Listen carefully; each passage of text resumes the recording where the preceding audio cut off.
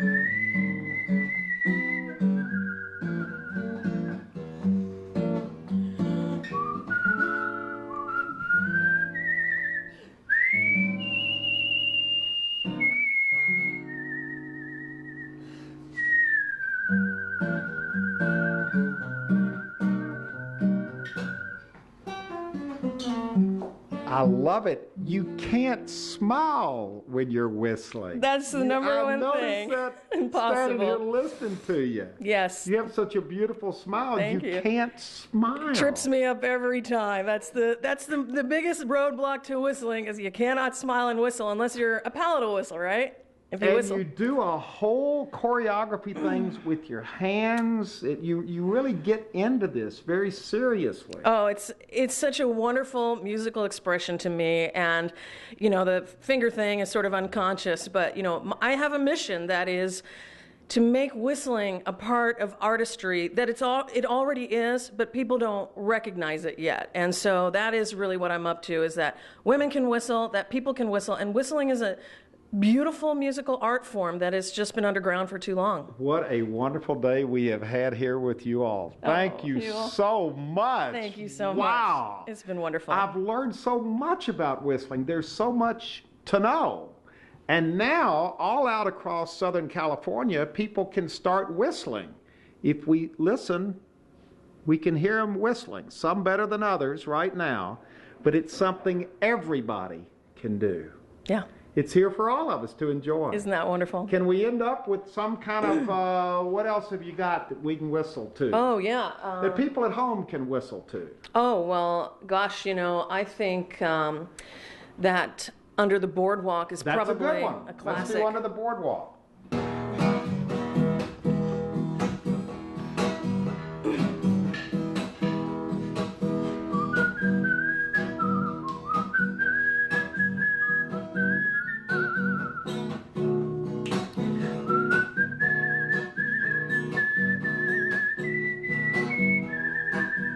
on, Huell.